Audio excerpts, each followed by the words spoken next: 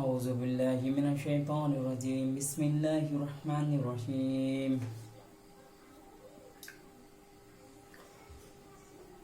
সমস্ত প্রশংসা ও গুণগান মহান আল্লাহ তাআলার জন্য, যিনি সৃষ্টি করেছেন জিন এবং ইনসান, যিনি সৃষ্টি করেছেন পাহাড় এবং পর্বত, যিনি সৃষ্টি করেছেন নদী এবং সাগর, যিনি সৃষ্টি করেছেন সাত আসমান জমিনের যা কিছু আছে সব সেই আল্লাহ তাআলার জন্য অগণিত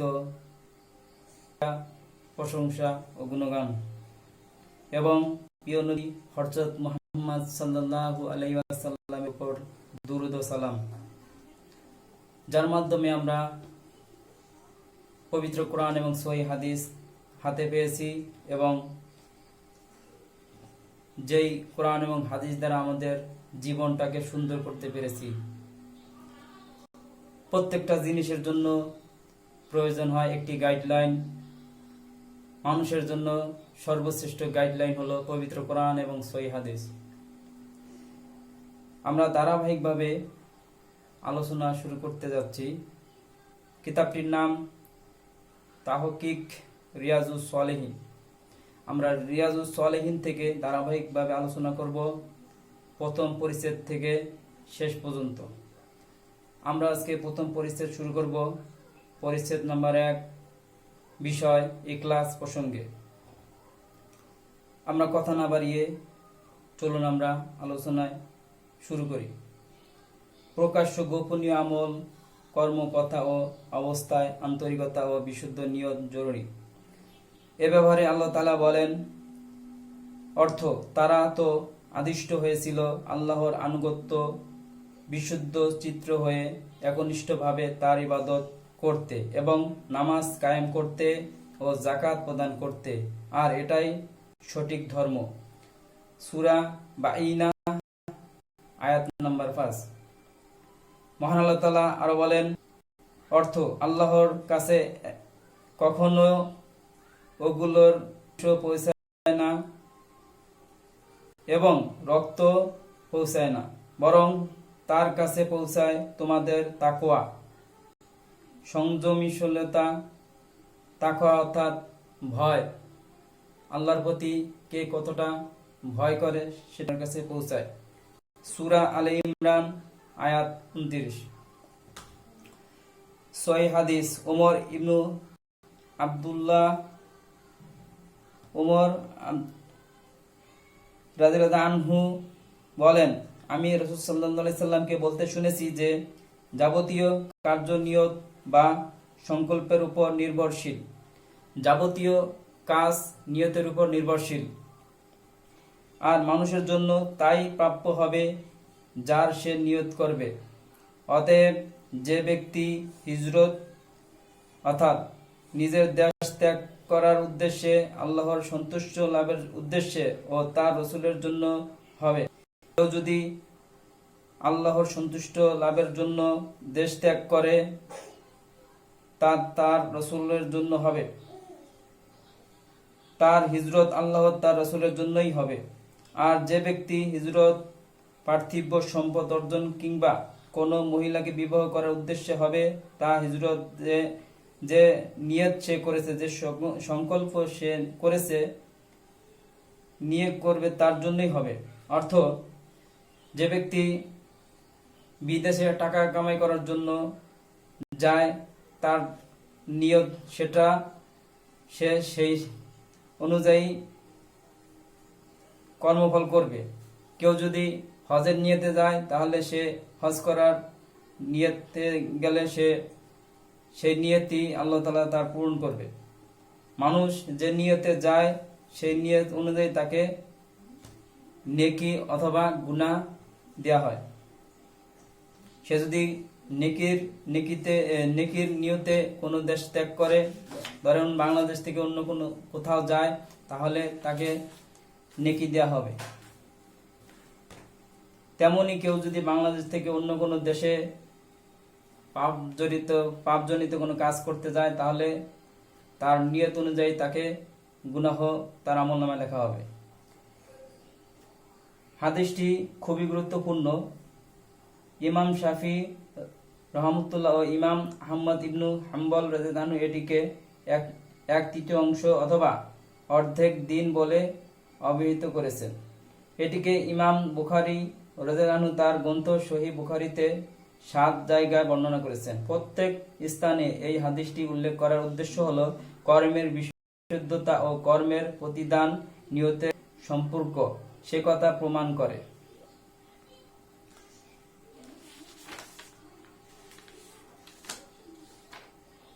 সহিহুল বুখারী হাদিস নাম্বার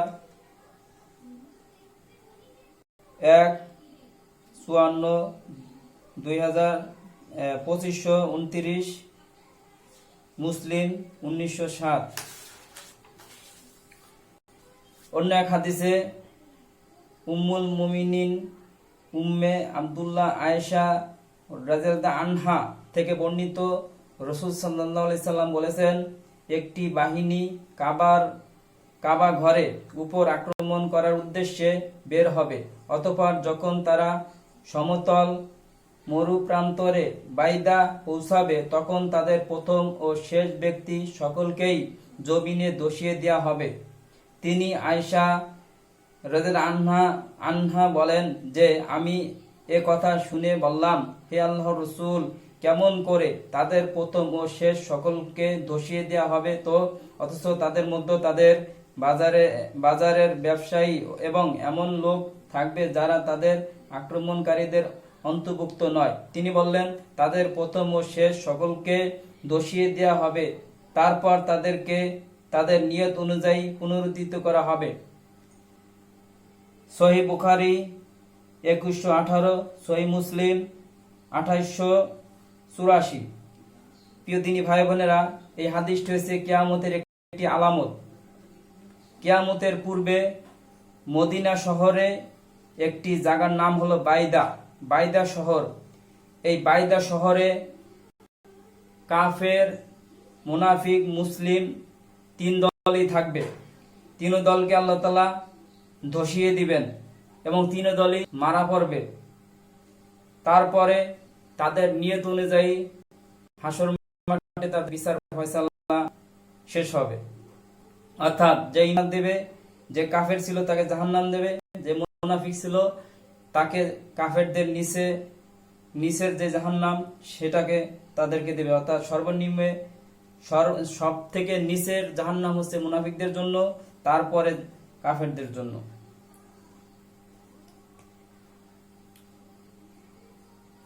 আরেকটি হাদিসে আয়েশা রাদিয়াল্লাহু আনহা থেকে বর্ণিত, নবী করিম সাল্লাল্লাহু আলাইহি সাল্লাম বলেছেন, মক্কা বিজয়ের পর মক্কা থেকে নেই, বরং বাকি রয়েছে জিহাদ ও নিয়ত। সুতরাং যদি তোমাদেরকে জিহাদের জন্য ডাক দেয়া হয় তাহলে তোমরা জিহাদে বেরিয়ে পড়ো। সহিহ বুখারী 3080, সহিহ বুখারী 3039, সহিহ বুখারী 4312, সহিহ মুসলিম 1864। প্রিয় দিনী ভাই বোনেরা, এই হাদিস থেকে আমরা স্পষ্টভাবে যে বিষয়টা জানতে পারলাম সেটা হচ্ছে যে মক্কা বিজয় হওয়ার পরে মক্কা থেকে হিজরত নেই, অর্থাৎ মদিনায় হিজরত করার কোনো দরকার নেই বা সিস্টেম নেই, বন্ধ হয়ে গেছে। যেদিন থেকে মক্কা বিজয় করেছেন রাসূলুল্লাহ সাল্লাল্লাহু আলাইহি ওয়াসাল্লাম এবং সাহাবীরা, সেদিন থেকে মক্কা থেকে মদিনা এখন 2টা পথ খোলা রয়েছে। 1 নম্বর হচ্ছে জিহাদ, 2 নম্বর হচ্ছে নিয়ত। কেউ যদি মক্কা থেকে জিহাদের নিয়তে বের হতে চায় তাহলে, যদি কেউ মক্কা থেকে কোনো ভালো বা নেক কাজ করার নিয়তে বের হতে চায় বের হতে পারবে। এই হাদিস থেকে এটা আমরা শিখতে পারলাম। মক্কা বিজয়ের পর আর হিজরত নেই, এর অর্থ এই যে মক্কা এখন ইসলামী রাষ্ট্র পরিণত হলো, ফলে এখান থেকে মুসলমানেরা আর হিজরত করতে পারবে না। অন্য এক হাদিসে এসেছে, আবু আব্দুল্লাহ জাবের ইবনু আব্দুল্লাহ আনসারী রাদিয়াল্লাহু আনহু বর্ণিত, তিনি বলেন, আমরা নবী করিম সাল্লাল্লাহু আলাইহি সাল্লামের সাথে এক অভিযানে ছিলাম। তিনি বললেন, মদিনাতে কিছু লোক এমন আছে যে তোমরা যত সফর করছো এবং যে কোনো উপত্যকায় অতিক্রম করছো তারা তোমাদের সঙ্গে রয়েছে। অসুস্থতা তাদেরকে মদিনায় থাকতে বাধ্য করেছে। আর একটি বর্ণনায় আছে যে তারা নেকিতে তোমাদের অংশীদার। সহিহ বুখারী হাদিস নাম্বার 2838, ইবনে মাজাহ 2764। প্রিয় দিনী ভাই বোনেরা, এই হাদিসটি একটু ব্যাখ্যা করে বলে দেই। এই হাদিসটির অর্থ হলো যে কোনো মুজাহিদ যদি অসুস্থতার কারণে নিজ ঘরে বসে থাকে বা শুয়ে সুস্থ অবস্থায় যে কোনো ভাবে সে যদি নিজ ঘরের মধ্যে থেকে যায় এবং বাকি মুজাহিদরা যদি জিহাদের জন্য বের হয়ে যায়, তাহলে যারা জিহাদের জন্য বের হয়েছে তারা জিহাদে গিয়ে যেই নেকি পাবে, ওই অসুস্থ মুজাহিদ ভাই সে ঘরে থেকে ওই নেকি পাবে। সুবহানাল্লাহ। অন্য এক হাদিসে এসেছে, সহিহ বুখারীতে আনাস রাদিয়াল্লাহু আনহু থেকে এইরূপ বর্ণনা রয়েছে যে নবী সাল্লাল্লাহু আলাইহি সাল্লামের সাথে তাবুক অভিযান থেকে আমাদের প্রত্যাবর্তনকালে তিনি বললেন যে আমাদের পিছনে মদিনায় এইরূপ কিছু লোক আছে যারা প্রত্যেক গিরিপথ বা উপত্যকায় অতিক্রমকালে আমাদের সাথে রয়েছে। বিশেষ ওজর তাদেরকে ঘরে থাকতে বাধ্য করেছে। বিশেষ ওজর মানে অসুস্থতার কারণে বা বিশেষ কোনো কারণে তাদেরকে ঘরে থাকতে বাধ্য করেছে, অর্থাৎ তারা ইচ্ছাকৃতভাবে ঘরে থাকেনি। অন্য এক হাদিসে বলা হয়েছে যে আবু ইয়াজিদ মান ইবনে ইয়াজিদ ইবনে আখনাস রাদিয়াল্লাহু আনহু তিনি মান এবং তার পিতা ও দাদা সকলেই সাহাবী। তিনি বলেন, আমার পিতা ইয়াজিদ দান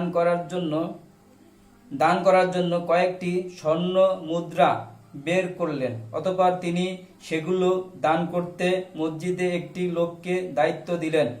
আমি মসজিদে এসে তার কাছ থেকে অন্যান্য ভিক্ষুকের মতো তা নিয়ে নিলাম এবং তা নিয়ে বাড়ি এলাম। যখন আমার পিতা এ ব্যাপারে অবগত হলেন তখন বললেন, আল্লাহর কসম, তোমাকে দেওয়ার নিয়ত আমার ছিল না। ফলে এগুলি আমার জন্য হালাল হবে কিনা তা জানার উদ্দেশ্যে আমি আমার পিতাকে নিয়ে রাসূল সাল্লাল্লাহু আলাইহি সাল্লামের খিদমতে উপস্থিত হলাম।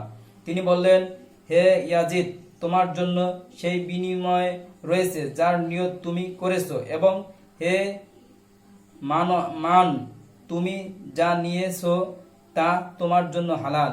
সুবহানাল্লাহ। সহিহ বুখারী 1422 নম্বর হাদিস, আহমদ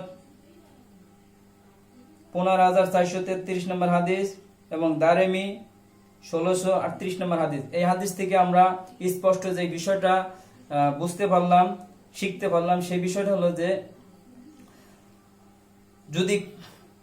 যদি তার বাবা ধনী হয় বা তার বাবা যদি দান করার জন্য কোনো কিছু মসজিদে বা মাদ্রাসায় অথবা কোনো রাস্তায় যদি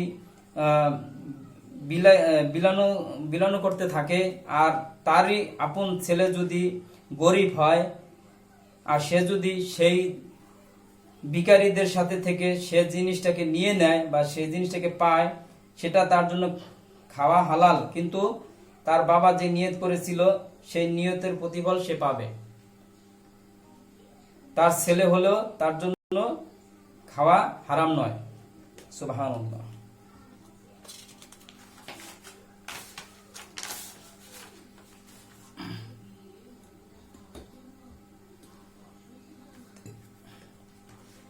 অন্য এক হাদিসে এসেছে, সাদ বিন আবি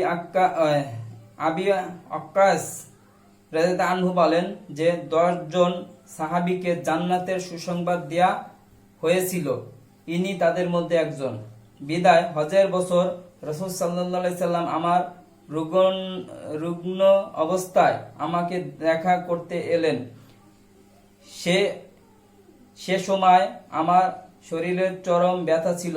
আমি বললাম, হে আল্লাহর রাসূল সাল্লাল্লাহু আলাইহি সাল্লাম, আমার দৈহিক জ্বালা যন্ত্রণা কঠিন পর্যায়ে পৌঁছাইয়া গেছে, যা আপনি স্বচক্ষে দেখছেন। আর আমি একজন ধনী মানুষ, কিন্তু আমার উত্তরাধিকারী বলতে আমার একমাত্র কন্যা। তাহলে আমি কি আমার মাল সম্পদের 2/3 দান করে দেব? তো তিনি বললেন, না। আমি বললাম, তাহলে অর্ধেক মাল হে আল্লাহ রাসূল? তিনি বললেন, না।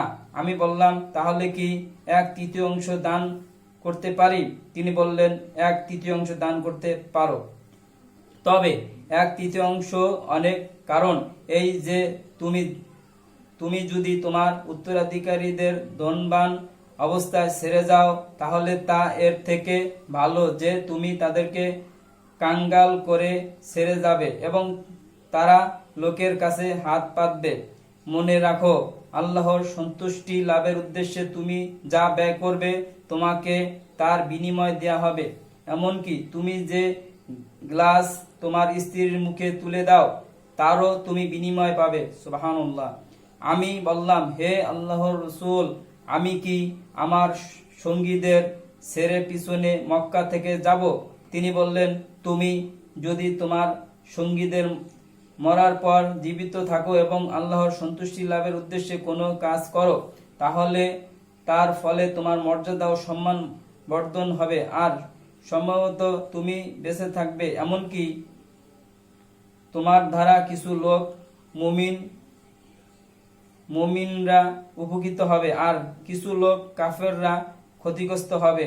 হে আল্লাহ, তুমি আমার সাহাবীদের হিজরতে পরিপূর্ণতা দান করো এবং তাদের হিজরত থেকে পিছনে ফিরিয়ে দিও না। কিন্তু মিসকিন সাদ ইবনে খাওলা, তার মৃত্যু মক্কায় হওয়ার জন্য নবী করিম সাল্লাল্লাহু আলাইহি সাল্লাম দুঃখ শোক প্রকাশ করেন। সহিহ বুখারী 1295 নম্বর হাদিস, সহিহ বুখারী 1296 নম্বর হাদিস, সহিহ মুসলিম 1628 নম্বর হাদিস, তিরমিজি 2116 নম্বর হাদিস, নাসাই 3626 নম্বর হাদিস। আরো অন্যান্য হাদিস গ্রন্থে এসেছে একই রিওয়ায়াত। তাহলে আমরা এখান থেকে যে বিষয়গুলো জানতে পারলাম যে কোনো ধনী ব্যক্তি যদি, কোনো ধনী মুসলিম যদি মারা যান আর তার যদি একটি কন্যা বা একটি ছেলে থাকে, সে পরিমাণে দান করতে পারবে। সে প্রথমে চেয়েছিল যে যে সম্পত্তি আছে সে অর্ধেক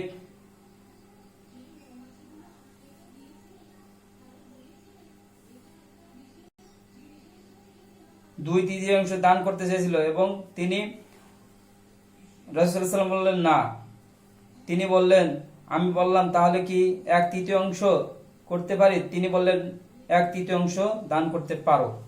তাহলে সম্পদ দান করার ক্ষেত্রে এই বিষয়টা খেয়াল রাখতে হবে যে আমার পরিবারে যদি ছেলে মেয়ে থেকে থাকে, তাদেরকে প্রাধান্য দিতে হবে, তাদের জন্য সম্পত্তি রেখে যেতে হবে।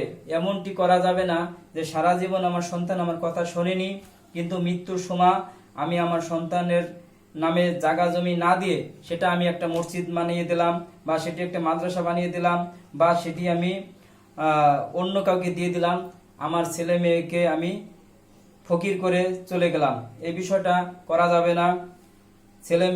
ছেলে মেয়েকে দিনদার মানাতে হবে এবং দিনদার ছেলে মেয়েদের কাছে সম্পদ রেখে যাওয়া অকল্যাণের কিছুই না। অন্য এক হাদিস আছে, আবু হুরায়রা আব্দুল রহমান বিন শাক রাদিয়াল্লাহু আনহু কর্তৃক বর্ণিত, রাসূল সাল্লাল্লাহু আলাইহি ওয়াসাল্লাম বলেছেন, নিশ্চয়ই আল্লাহ তাআলা তোমাদের দেহ এবং তোমাদের আকৃতি দেখেন না, বরং তিনি তোমাদের অন্তর ও আমল দেখেন, অর্থাৎ আমাদের মনের নিয়ত দেখেন, আমাদের অন্তর দেখেন। সহিহ বুখারী 5144 নম্বর হাদিস, সহিহ বুখারী 6066 নম্বর হাদিস, সহিহ মুসলিম 2564 নম্বর হাদিস এবং তিরমিজি 1134 নম্বর হাদিস। অন্য এক হাদিস এসেছে, আবু মুসা আব্দুল্লাহ ইবনে কায়েস আসআরি রাদিয়াল্লাহু আনহু বলেন, আল্লাহর রাসূল সাল্লাল্লাহু আলাইহি সাল্লামকে এমন ব্যক্তি সম্পর্কে জিজ্ঞাসা করা হলো যে বীরত্ব প্রদর্শনের জন্য যুদ্ধ করে, অন্ধ পক্ষপাতিত্বের জন্য যুদ্ধ করে এবং লোক প্রদর্শনের জন্য সুনাম নেওয়ার উদ্দেশ্যে যুদ্ধ করে, এর কোন যুদ্ধটি আল্লাহর পথে হবে। তো আল্লাহ রাসূল সাল্লাল্লাহু আলাইহি ওয়াসাল্লাম বলেন, যে ব্যক্তি আল্লাহর কালামাকে উঁচু করার উদ্দেশ্যে যুদ্ধ করে, একমাত্র তার যুদ্ধই আল্লাহর পথে হয়। সুবহানাল্লাহ। এখানে যে বিষয়টি আমরা জানতে পারলাম যে কোনো মানুষ যদি বীরত্ব প্রদর্শনের জন্য যুদ্ধ করে, সেটি আসলে ইসলামের জন্য নয়। অন্ধ পক্ষপাতিত্বের জন্য যদি কেউ যুদ্ধ করে, সেটাও আল্লাহর উদ্দেশ্য নয়। লোক প্রদর্শনের জন্য যদি কেউ বা সুনাম নেওয়ার উদ্দেশ্যে যদি কেউ যুদ্ধ করে, সেটাও ইসলামের জন্য নয়, সেই যুদ্ধ আল্লাহর জন্য নয়। তবে রাসূল সাল্লাল্লাহু আলাইহি ওয়াসাল্লাম বলেছেন, যে ব্যক্তি আল্লাহর কালেমাকে উঁচু করার উদ্দেশ্যে যুদ্ধ করে, একমাত্র তারই যুদ্ধ আল্লাহর পথে হয়ে থাকে। সহিহ বুখারী 123 নম্বর হাদিস, সহিহ বুখারী 2810 নম্বর হাদিস, সহিহ বুখারী 3126 নম্বর হাদিস, সহিহ বুখারী 7458 নম্বর হাদিস, সহিহ মুসলিম 1904 নম্বর হাদিস, তিরমিজি 1646 নম্বর হাদিস, নাসাই 3136 নম্বর হাদিস, আবু দাউদ 2517 নম্বর হাদিস এবং ইবনে মাজাহ 2783 নম্বর হাদিস এবং আহমদ 18999 নম্বর হাদিস। এই হাদিসগুলো আপনারা দেখে মিলিয়ে নেবেন। অন্য এক হাদিসে এসেছে, আবু হুরায়রা রাদিয়াল্লাহু আনহু হতে বর্ণিত, রাসূল সাল্লাল্লাহু আলাইহি ওয়াসাল্লাম বলেছেন, মানুষের জামায়াতের সঙ্গে নামাজ পড়ার নেকি তার বাজারে ও বাড়িতে নামাজ পড়ার চেয়ে 25 বা 27 গুণ বেশি। সুবহানাল্লাহ, সুবহানাল্লাহ। রাসূল সাল্লাল্লাহু আলাইহি ওয়াসাল্লাম বলেছেন, মানুষের জামায়াতের সঙ্গে নামাজ পড়ার নেকি তার বাজারে বা বাড়িতে একা একা নামাজ পড়ার চেয়ে 25 বা 27 গুণ বেশি। সুবহানাল্লাহ। আর তা এর জন্য যে যখন কোনো ব্যক্তি উত্তম রূপে উযু করে সালাত আদায়ের উদ্দেশ্যে মসজিদে আসে এবং সলাতি তাজত মসজিদে নিয়ে যায়, তখন তার মসজিদে প্রবেশ করা পর্যন্ত প্রত্যেক পদক্ষেপের বিনিময়ে একটি মর্যাদা উন্নত হয় ও একটি পাপ মোচন করা হয়। সুবহানাল্লাহ। অতঃপর যখন সে মসজিদে প্রবেশ করে, তখন যে পর্যন্ত সালাত তাকে মসজিদে আটকে রাখে, সে পর্যন্ত সে নামাজের মধ্যেই থাকে। সুবহানাল্লাহ। আর ফেরেশতারা সে তোমাদের স্থানে বসে থাকে। সুবহানাল্লাহ। যে স্থানে সে সালাত আদায় করেছে, তারা বলেন, হে আল্লাহ, এর প্রতি দয়া করো, হে আল্লাহ, একে ক্ষমা করো, হে আল্লাহ, এর তওবা কবুল করো। ফেরেশতাদের এই দোয়া সে পর্যন্ত চলতে থাকে, যে পর্যন্ত সে কাউকে কষ্ট না দেয়, যে পর্যন্ত তার উযু নষ্ট না হয়। সুবহানাল্লাহ। সহিহ বুখারী 645 নম্বর হাদিস, সহিহ বুখারী 646 নম্বর হাদিস, সহিহ বুখারী 647 নম্বর হাদিস, সহিহ মুসলিম 650 নম্বর হাদিস, তিরমিজি 215 নম্বর হাদিস, নাসাই 837 নম্বর হাদিস, ইবনে মাজাহ 789 নম্বর হাদিস এবং আহমদ 5310 নম্বর হাদিস, মুত্তা মালিক 290 নম্বর হাদিস। প্রিয় ভাই বোনেরা, এই হাদিসটি খুবই গুরুত্বপূর্ণ। এই বিষয়গুলো আপনারা আমল করবেন। সালাত শেষ করেই দৌড় মেরে বা তাড়াহুড়ো করে চলে আসবেন না। অন্তত পক্ষে 10 second, 20 second, 30 second, 1 minute, 2 minute, 5 minute, 10 minute সময় ধরে বসে থাকবেন। তাহলে যদি আপনার জরুরত না থাকে, তাহলে আপনি বসে থাকবেন। এতে করে কি হবে? আপনার জন্য ফেরেশতারা দোয়া করবেন এই বলে, হে আল্লাহ, একে ক্ষমা করো, হে আল্লাহ, এর তওবা কবুল করো, হে আল্লাহ, এর প্রতি দয়া করো। এইভাবে ফেরেশতারা দোয়া করতে থাকে যতক্ষণ পর্যন্ত এই ব্যক্তির উযু নষ্ট না হয়, যতক্ষণ পর্যন্ত সে যেই জায়গায় সালাত আদায় করেছে অর্থাৎ নামাজ আদায় করেছে সেই জায়গায় বসে থাকে। সুবহানাল্লাহ। অন্য এক হাদিসে এসেছে আব্দুল্লাহ ইবনে আব্বাস রাদিয়াল্লাহু আনহু থেকে বর্ণিত, রাসূল সাল্লাল্লাহু আলাইহি সাল্লাম তার বরকতময় মহান প্রভু থেকে বর্ণনা করেছেন। তিনি বলেন যে নিশ্চয়ই আল্লাহ পুণ্যসমূহ ও পাপসমূহ লিখে দিয়েছেন। অতঃপর তিনি তার ব্যাখ্যাও করে দিয়েছেন, যে ব্যক্তি কোনো নেকি করার সংকল্প অর্থাৎ নিয়ত করে কিন্তু সে তা কর্মে বাস্তবিত করতে পারে না, আল্লাহ তাবারক তাআলা তার জন্য কেবল হাদিস নাম্বারটি বলতে ভুলে গিয়েছিলাম। হাদিস নাম্বার হলো সহিহ বুখারী 2215, সহিহ বুখারী 2200 সালাত আদায় করেছে 72। তারা বলেন, হে আল্লাহ এর প্রতি দয়া করো, হে আল্লাহ একে ক্ষমা করো, হে আল্লাহ এর তওবা কবুল করো। ফেরেশতাদের এই দোয়া সে পর্যন্ত চলতে থাকে যে পর্যন্ত সে কাউকে কষ্ট না দেয়, যে পর্যন্ত তার উযু নষ্ট না হয়। সুবহানাল্লাহ।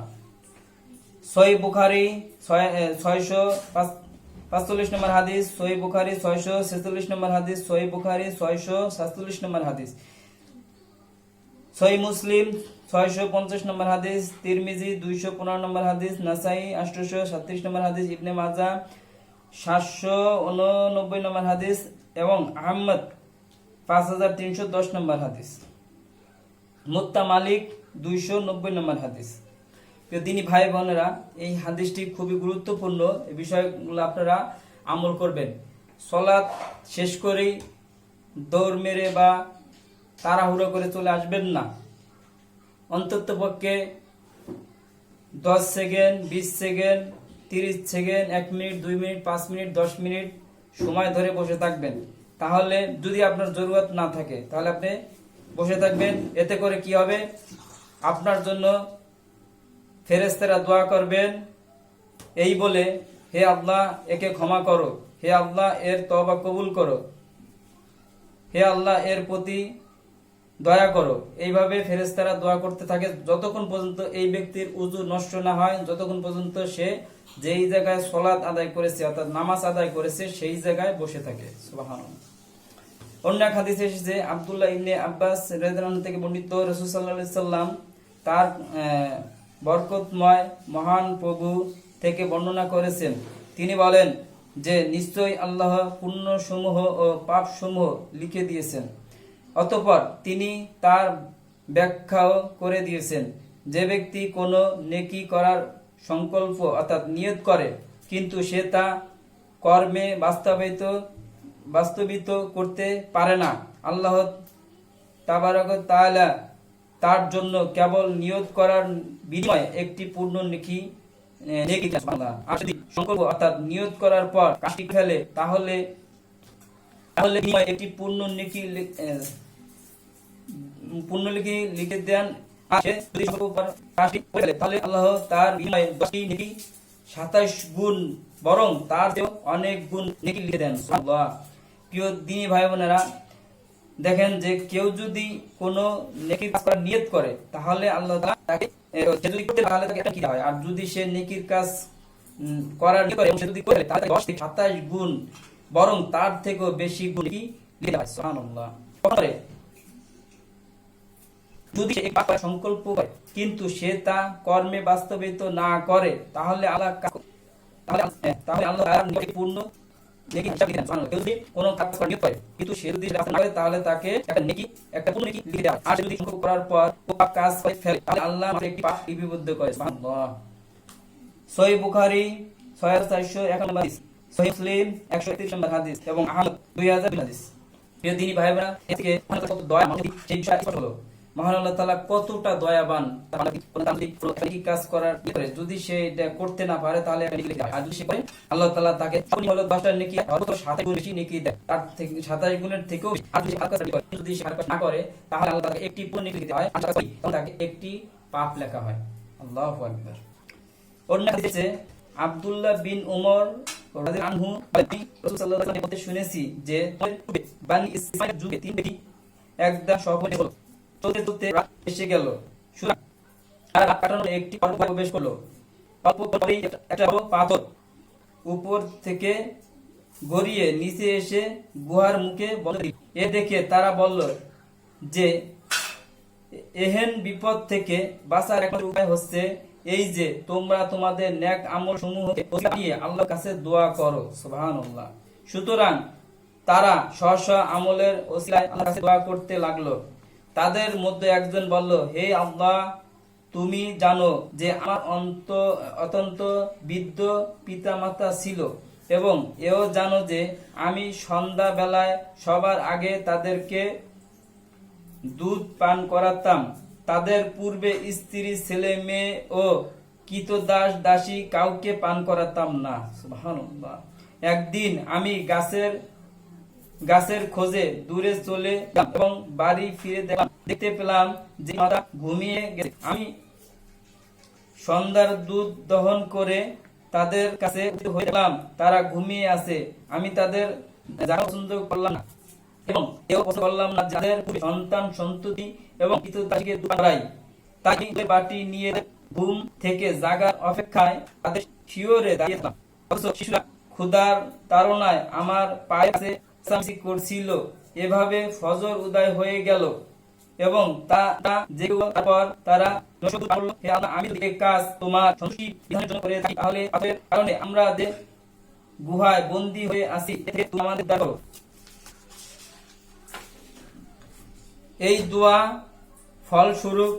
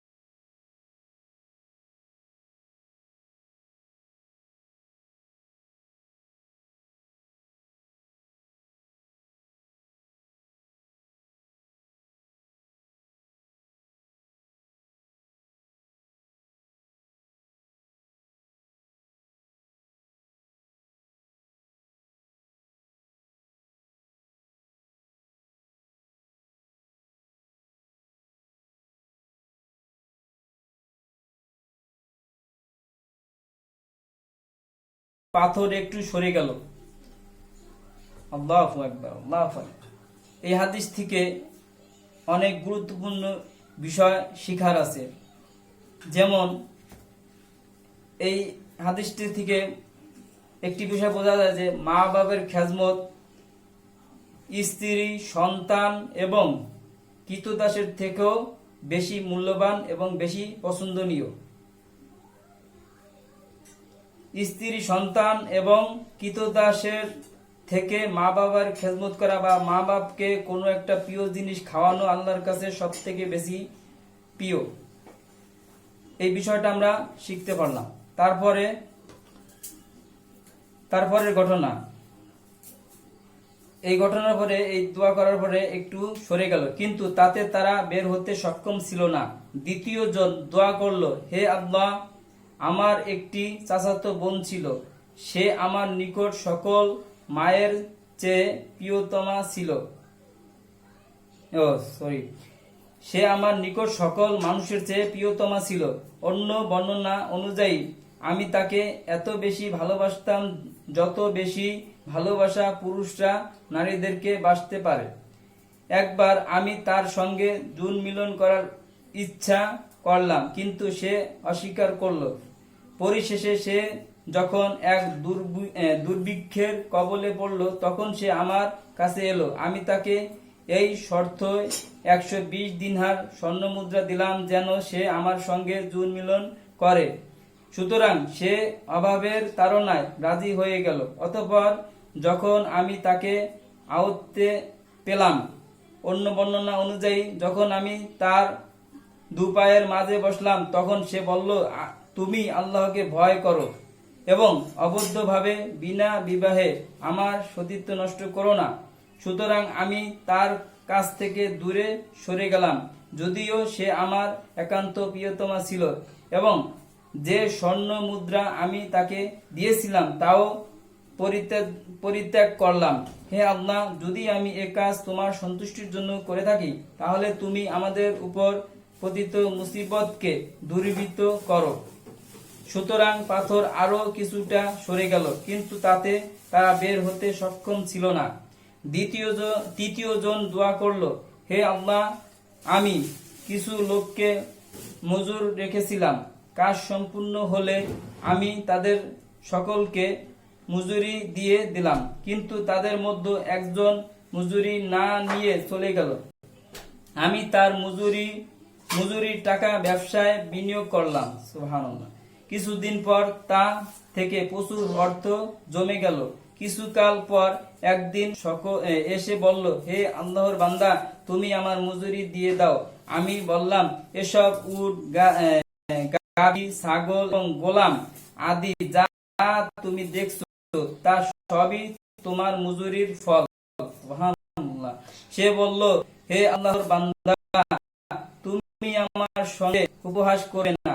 আমি বললাম, আমি তোমার সঙ্গে উপহাস করিনি, সত্য ঘটনাই বর্ণনা করছি। সুতরাং আমার কথা শুনে সে তার সমস্ত মাল নিয়ে চলে গেল এবং কিছুই ছেড়ে গেল না। হে আল্লাহ, যদি আমি এ কাজ একমাত্র তোমার সন্তুষ্টি লাভের জন্য করে থাকি, তাহলে যে করেছি তা তুমি দূরীভূত করো। ফলে পাথর সম্পূর্ণ সরে গেল এবং সকলেই গুনাহ থেকে বের হয়ে চলতে লাগলো। সুবহানাল্লাহ, সুবহানাল্লাহ, সুবহানাল্লাহ। তিনটি ঘটনা থেকে তিনটি বিষয় আমরা শিখতে পারলাম। এক নম্বর, মা বাবা, সন্তান এবং দাসীর থেকে মূল্যবান হচ্ছে স্ত্রী, সন্তান এবং দাসীর থেকে মূল্যবান হচ্ছে মা বাবা। আর দ্বিতীয়ত হচ্ছে যে কাউকে টাকার প্রলোভন দেখিয়ে জেনা করার থেকে না করাটাই হচ্ছে উত্তম, না করাটাই হচ্ছে মুমিন মুসলিমের স্বভাব, আল্লাহর ভীতির স্বভাব। আর 3 নম্বর ঘটনার মধ্যে থেকে আমরা যেটা জানলাম যে কোন মালিকের কাছে যদি 10 জন কর্মচারী কাজ করে, তার মধ্যে 9 জনকে যদি তার প্রাপ্য টাকা দিয়ে দেওয়া হয়, আর একজন যদি টাকা না নিয়ে কোনো জরুরতে চলে যায়, তাহলে সে যদি 12 বছর পর বা 3-36 বছর পরও যদি আইসা সেই টাকা চায়, সেই টাকা দিয়ে যদি কোনো মালিক কোনো ব্যবসায় খাটায় এবং সেই ব্যবসায় যদি ছাগল, গরু, ভেড়া থাকে, আর এগুলো যদি ওই লোককে দিয়ে দেয়, তাহলে আল্লাহ তাআলা অনেক খুশি হবেন। মানে এগুলো হচ্ছে আল্লাহ তাআলাকে ভয় করার মাধ্যম। আজকের আলোচনা আমরা এখানে শেষ করছি। পরবর্তী আলোচনা করব আমরা তওবার বিবরণ নিয়ে, অর্থাৎ 2 নম্বর পরিচ্ছেদ হবে তওবার বিবরণ। আজকে এ পর্যন্তই। সবাই ভালো থাকবেন। আল্লাহ হাফেজ। হাদিস নাম্বারটি বলতে ভুলে গিয়েছিলাম। হাদিস নাম্বার হলো সহিহ বুখারী 2215, সহিহ বুখারী 2272, সহিহ বুখারী 2333, সহিহ বুখারী 3465, সহিহ বুখারী 5974, সহিহ মুসলিম 2743, আবু দাউদ 3387, আহমদ 5937 নম্বর হাদিস। তো তিনি ভাই বোনেরা, আমরা 1 নম্বর পরিচ্ছেদ শেষ করলাম। আমরা দ্বিতীয় পরিচ্ছেদ শুরু করব, তওবার বিবরণ। 2 নম্বর পরিচ্ছেদের নাম হলো তওবার বিবরণ। আজকে এ পর্যন্তই। সবাই ভালো থাকবেন। আল্লাহ হাফেজ।